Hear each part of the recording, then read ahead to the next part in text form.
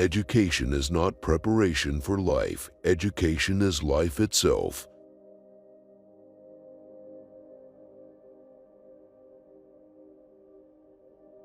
The interaction of knowledge and skills with experience is key to learning.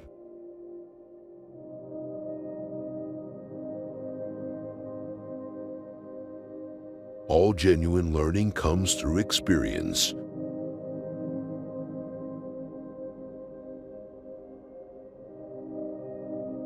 Give the pupil something to do, not something to learn, and the doing is of such a nature as to demand thinking. Learning naturally results.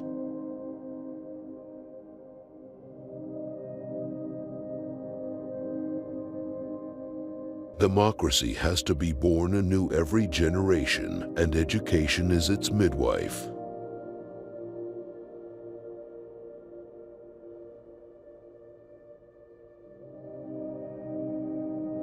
You cannot teach today the same way you did yesterday to prepare students for tomorrow.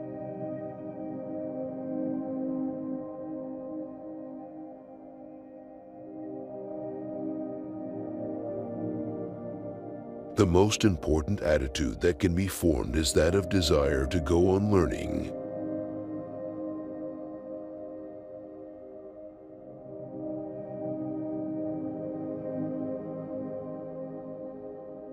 A problem well defined is a problem half solved.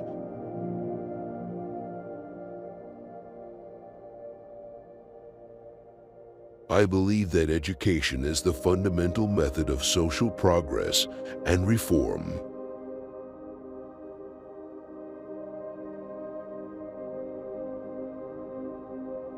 Arriving at one goal is the starting point to another.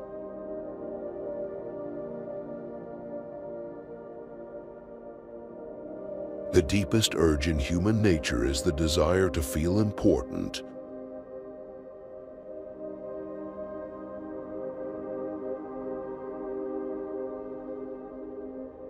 To find out what one is fitted to do and to secure an opportunity to do it is the key to happiness.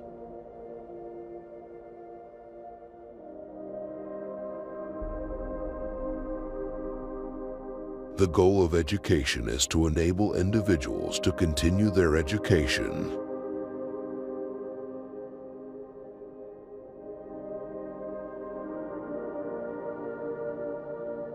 The self is not something ready-made, but something in continuous formation through choice of action.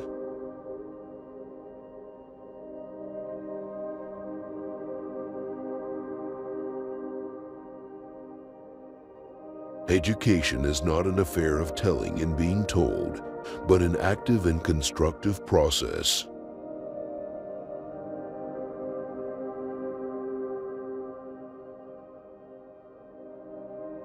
All learning begins when our comfortable ideas turn out to be inadequate.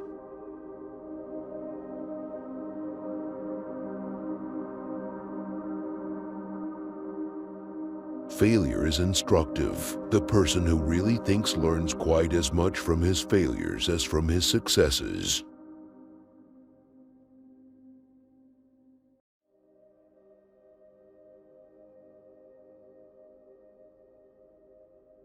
The aim of education is growth. The aim of growth is more growth.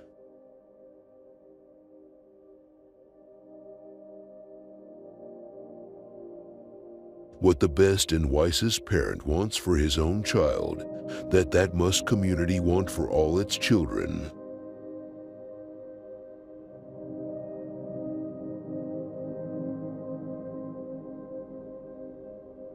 Education, therefore, is a process of living and not a preparation for future living.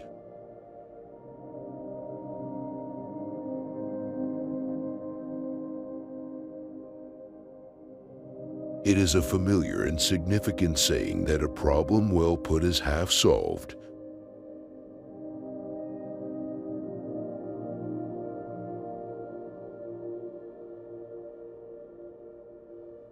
The real process of education should be the process of learning to think through the application of real problems.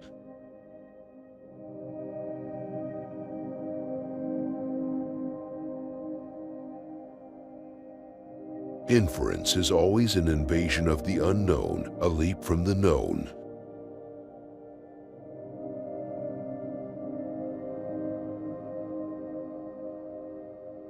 The school must be a genuine form of active community life instead of a place set apart in which to learn lessons.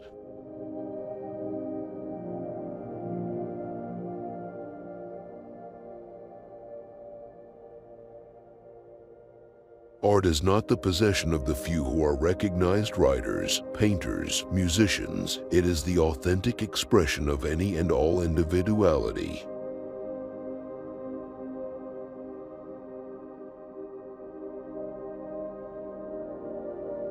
What's in a question, you ask? Everything. It is evoking stimulating response or stultifying inquiry. It is, in essence, the very core of teaching.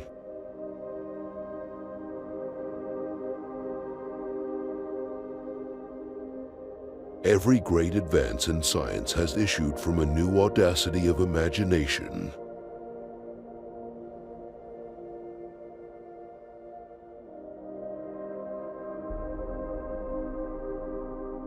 The good man is the man who, no matter how morally unworthy he has been, is moving to become better.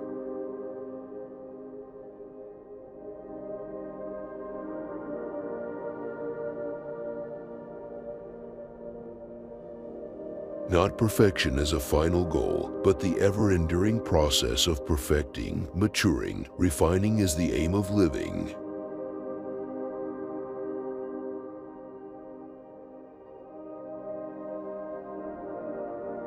Always make the other person feel important.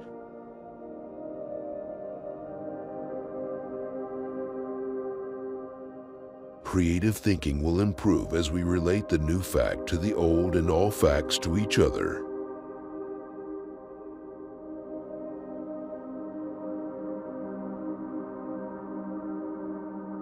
Every teacher should realize the dignity of his calling.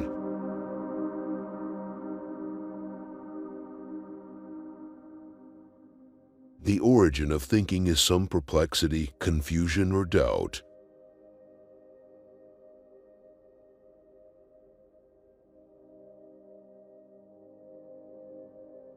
Without some goals and some efforts to reach it, no man can live.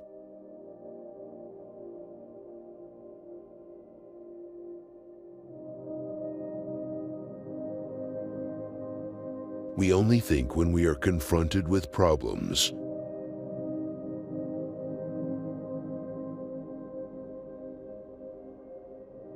Balance is balancing.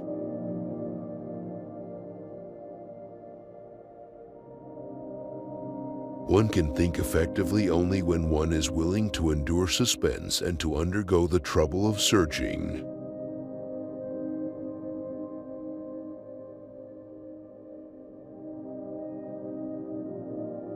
Art is the most effective mode of communications that exists.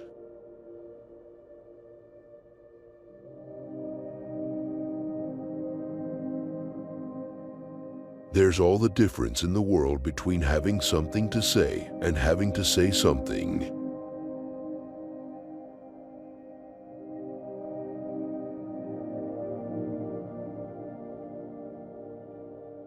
The conception of education as a social process and function has no definite meaning until we define the kind of society we have in mind.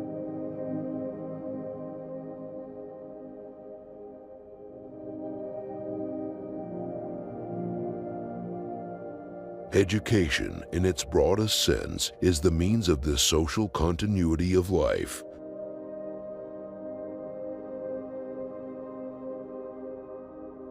Of all affairs, communication is the most wonderful.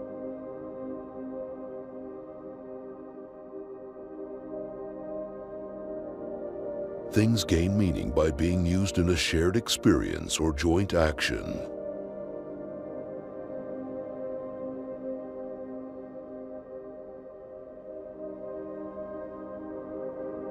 Teachers are the agents through which knowledge and skills are communicated and rules of conduct enforced.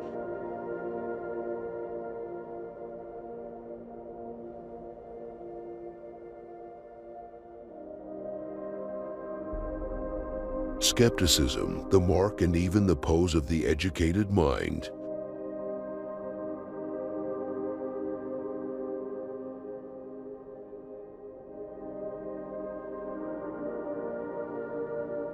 One might as well say he has sold when no one has bought as to say he has taught when no one has learned.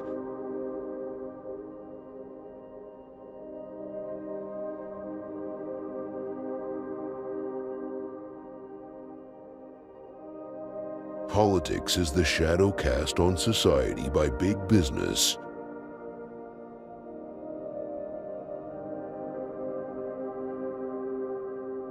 Everything depends on the quality of the experience which is had.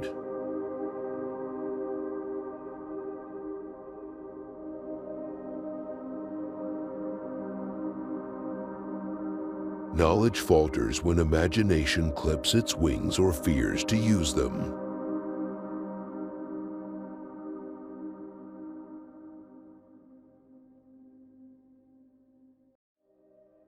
Any doctrine that weakens personal responsibility for judgment and for action helps create the attitudes that welcome and support the totalitarian state.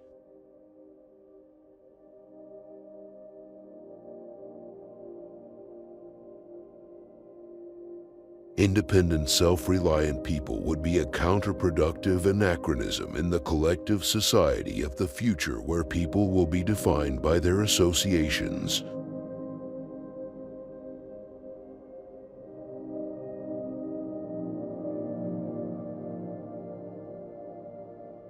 Children who know how to think for themselves spoil the harmony of the collective society.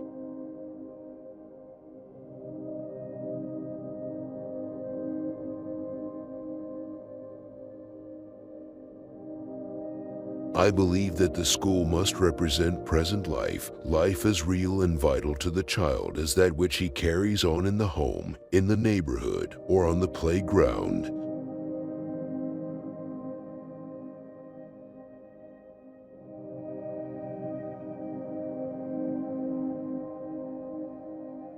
If all meanings could be adequately expressed by words, the arts of painting and music would not exist.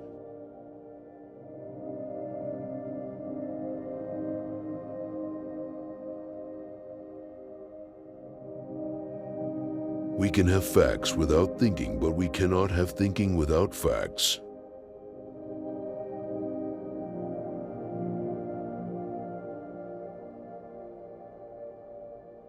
The spontaneous power of the child, his demand for self-expression, cannot by any possibility be suppressed.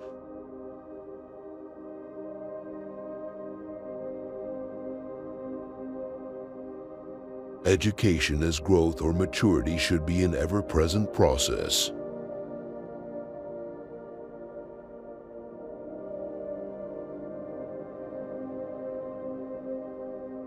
Confidence is directness and courage in meeting the facts of life.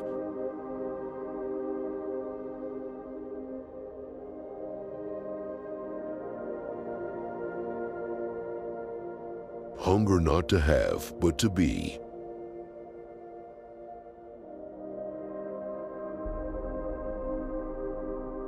Science is a systematic means of gaining reliable knowledge.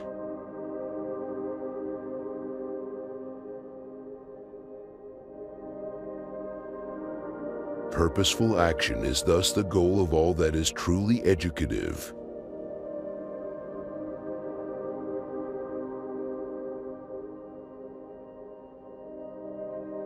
Education is life itself.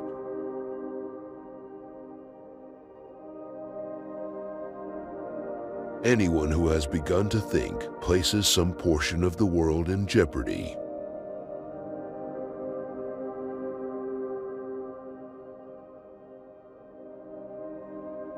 Language exists only when it is listened to as well as spoken. The hearer is an indispensable partner.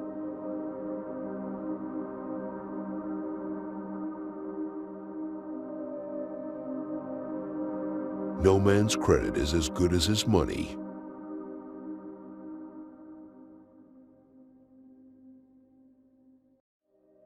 Time and memory are true artists. They remold reality nearer to the heart's desire.